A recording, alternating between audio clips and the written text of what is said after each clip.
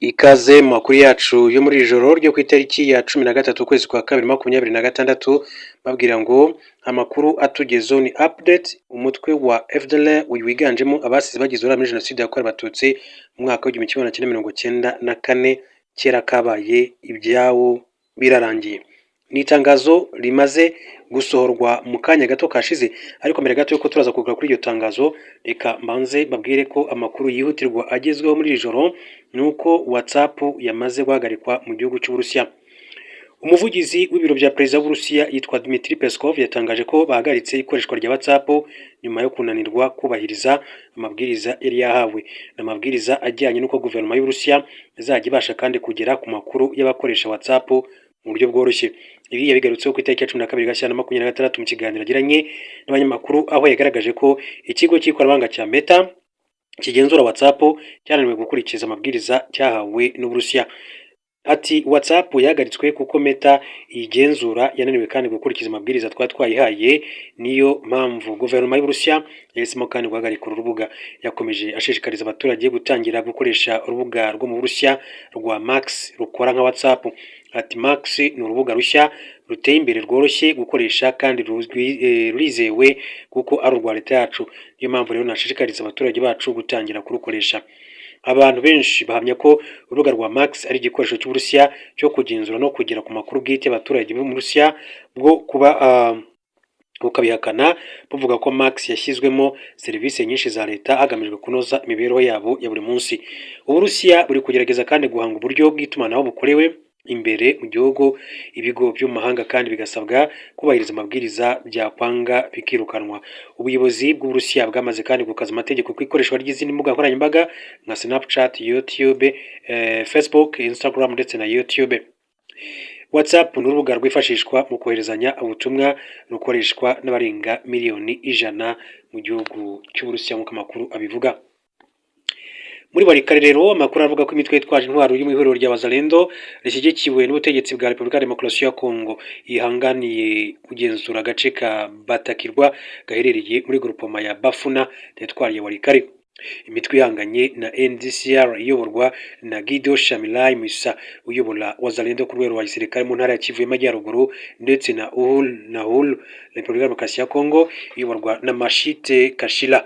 Tariki ya 11 Gashyantare 2026 Mashite Kashila yohereje abarwanyi be mu midugudu igera kuri 3 yo muri Bakakirwa ikungahaye ku mabuye y'agaciro, imenyesha NDCR ko nirambuka kandi ihohereje abayo impamvu impande zombi zigomba guhangana. Umuyobozi wa Batakirwa witwa Kibaki yatangaje ko abarwanyi ba Uhuru RDC bamaze iminsi batera ubwoba abaturage babashinja gushyigikira NDCR. Yasobanuye ko kubera guterwa ubwoba yafashe icyemezo cyo guhungira mu mujyi wa Walikare. Kibaki yatangaje ikinyamakuru Actualité.cd ati abaturage bari mu byago bikomeye, abitwaje intwaro batera ubwoba civil babasanisha n'abanzi babo.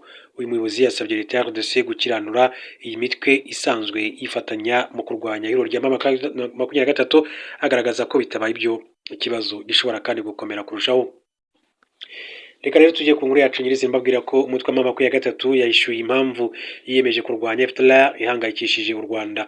Umuyobozi wungirije w'ihuriro rya AFC 23 rishinzwe ibikorwa bya politiki, imiyoborere na diplomasi Bertrand Bisimwa yatangaje ko abarwanyi babo bafashe icyemezo cyo kurwanya umutwe w'iterabwoba FDLR kugira ngo ingabo z'u Rwanda zitazajya kuwusenyera muri Repubulika ya Demokarasi ya Kongo. Mu kiganiro na The East African, Bisimwa yashimangiye ko AFC 23 n'u Rwanda bikorana mu rwego rw'umutekano, ariko ibyo bitavuze ko iki gihugu gifasha iri huriro aba mu rwego rwa gisirikare n'urwa politike, kandi ko ubwo bufatanye butambukiranya imipaka bitandukanye bitangazwa na leta ya RDC. Uyu munyapolitike yasobanuye ko impande zombi kandi zikorana kubera ko ari abaturanyi kugira ngo ingendo z'abanyarwanda n'abanyekongo bambukiranya umupaka barimo abacuruzi zigende neza no mu gukumira ko FDLR yakwambuka umupaka wa RDC igatera u Rwanda. Agize ati hari ibibazo biba hagati y'abaturanyi bisaba ubufatanye bwacu buriho kubera imitwe yitwaje intwaro nka FDLR yishe abantu mu Rwanda, ihungira mu gihugu cyacu, itangira no kwica abantu bacu. Abantu bahunze imidugudu yabo baza mu mijyi kubera ibibazo bya FDLR. Yavuze ko mu rwego rwo kwisigasira FDLR yatangiye kandi kugenzura ibirombe by'amabuye y'agaciro muri RDC, amafaranga ikuramo kandi ikaba iyagura intwaro kandi ko ikomeza kandi kwinjiza abarwanyi bashya barimo abana kugira ngo rero bakomeze bakwirakwiza ingengabitekerezo ya jenoside yayo mu gihe kirekire ibishyira umutekano w'u Rwanda mu kaga. Bertrand Bisimwa yatangaje ko muri uku kwiyubaka kwa FDLR RDC kandi ikomeje kuyiha ubufasha kugira ngo izatere u Rwanda, ariko kuva M23 kandi yatangira kugenzura ibice byegereye umupaka yafashe icyemezo cyo kurwanya uyu mutwe w'iterabwoba kugira ngo u Rwanda kandi rutajya muri Repubulika Demokarasi ya Kongo kwisenyera. Ati twaravuze tuti iki kibazo gishobora guteza ibibazo hagati y'u Rwanda ndetse natwe, ingabo z'u Rwanda zije mu gihugu cyacu abasivili bagirwaho ingaruka n'imirwano, rero twarisuganyije kugira ngo turinde umutekano waho, twirukane uyu mutwe witwaje intwaro kugira ngo u Rwanda kandi tutazabigira impamvu yo kwambuka. Iki kibazo cyagombaga kandi gukemurwa na leta ya Kinshasa, ariko iyo tubikora tuvugwa nabi. Umuyobozi wungirije wa M23 yasobanuye ko byari ngombwa ko bafata ingamba zo kurinda umupaka ubahuza n'u Rwanda kugira ngo ubuhahirane bukomeze hagati y'abaturage b'impande zombi. Ati iyo tutabereka ko turi gukemura ikibazo cyabo bari gufunga umupaka, twebwe abanyekongo tukabihomberamo. FDLR ni umutwe washinzwe n'abagize uruhare muri jenoside yakorewe abatutsi mu mwaka w'igihumbi kimwe magana cyenda mirongo icyenda na kane barimo interahamwe, ingabo zatsinzwe ex-FAR n'abanyapolitike bahoze mu butegetsi bwa Juvenal Habyarimana. Abayishinje babanje kandi kwita andi mazina arimo RDL, ALIR ndetse na PALIR. Duhindure ingingo turebe urubanza rwa Perezida Donald Trump ndetse na BBC rwashyizwe muri Gashyantare 27. Urukiko rwa Florida muri Leta Zunze Ubumwe za Amerika rwashyize urubanza perezida w'icyo gihugu Donald Trump yarezemo igitangazamakuru cya BBC muri Gashyantare 27. Inyandiko z'urukiko zerekana ko urwo rubanza rwamaze guhabwa itariki, nubwo BBC yabanje gusaba urukiko rwa Florida kutaruburanisha urwo rubanza ndetse rukaniyambura ububasha. Perezida wa Amerika yatanze iki kirego asaba miliyari 5 z'amadolari y'Amerika mu rukiko rwa Florida, ashinja BBC kwangiza izina rye no kwica amategeko ajyanye n'imikorere y'ubucuruzi. Nubwo BBC yasabye imbabazi Donald Trump ku makosa yakozwe mu gutunganya filime mbarankuru documentaire, ariko ibyo gutanga indishyi ntibikozwa. Tariki ya 6 Mutarama 2021 nibwo Trump yatanze imbwirwaruhame mbere y'uko hemezwa ibyavuye mu matora y'umukuru w'igihugu yatsinzwemo na Joe Biden icyo gihe. Muri mbwirwaruhame Trump yavuze ko habaye uburiganya amatora, avuga ko ibyavuye mu matora bidakwiye kwemerwa. Muri mbwirwaruhame niho BBC yakase interuro zimwe na zimwe za Trump iraziteranya zikora interuro imwe yagira iti tugiye kumanuka tujye Capitol, ndabandi kumwe namwe, ubundi turwane cyane. Mu gihe mu mbwirwaruhame ya Trump hagati y'interuro kandi tugiye kumanuka tujye muri Capitol na ubundi turwane cyane harimo intera y'iminota 50. Ibi byatumye rero byumvikana nk'aho Trump ari we wahamagariye abamushyigikiye kugaba ibitero ku nyubako ya Capitol mu mugoroba wo ku itariki ya 6 Mutarama 2021, ari nabyo byatumye kandi arega BBC, ikinyamakuru rero gikomeye gisanzwe gifite icyicaro mu gihugu cy'Ubwongereza. Hanyuma rero amakuru yacu reka nyasoreze kuri iyi nkuru, babwire ko Perezida wa Repubulika Demokarasi ya Kongo Felix Tshisekedi yemeye ko ingabo za leta zizubahiriza agahenge kifujwe na mugenzi we uyobora Angola, akaba n'umuyobozi mukuru w'umuryango wa Afurika yunze ubumwe João Lourenço Gonçalves Emmanuel.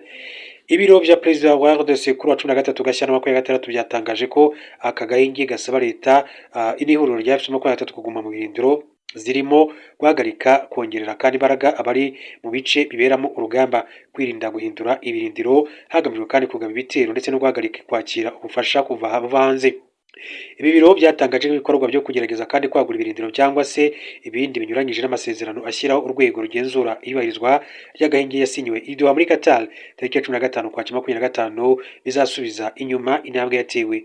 Leta ya Angola yifuje ko aka gahenge gatangira kubahirizwa tariki ya 18 Gashyantare nyuma y'iminsi 2 Lourenço yakiriye Perezida Felix Tshisekedi, abahuza barimo abashyizweho n'umuryango wa Afurika yunze ubumwe Farai Gnassingbé na Olusegun Obasanjo wayoboye Nigeria.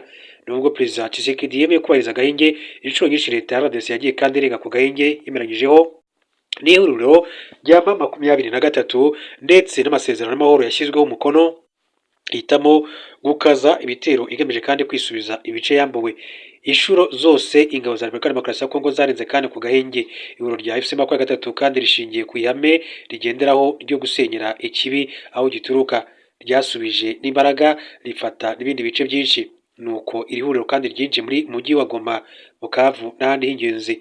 Tariki ya 12 Gashyantare, Minisitiri w'Ububanyi n'Amahanga n'Ubutwererane mu Rwanda Ambasaderi Olivier Nduhungirehe yagaragaje ko atizeye ko leta ya RDC izubahiriza agahenge kifujwe na Angola ashingiye ku kuba Tshisekedi kandi ashyize imbere intambara. Yagize ati dushobora kandi guhora amasezerano y'amahoro cyangwa se amatangazo y'agahenge, ariko mu gihe Kinshasa itagaragaza ubushake bwa politike bwo guhagarika ibitero by'indege n'iby'imbunda nini, mu gihe Perezida Tshisekedi akomeje kandi gutsimbarara ku gisubizo kidashoboka cya gisirikare, umuryango mpuzamahanga ukomeza kandi kwirengagiza ibikorwa bya Kinshasa mu gihe irenga kuri aya masezerano yose bizapfa ubusa.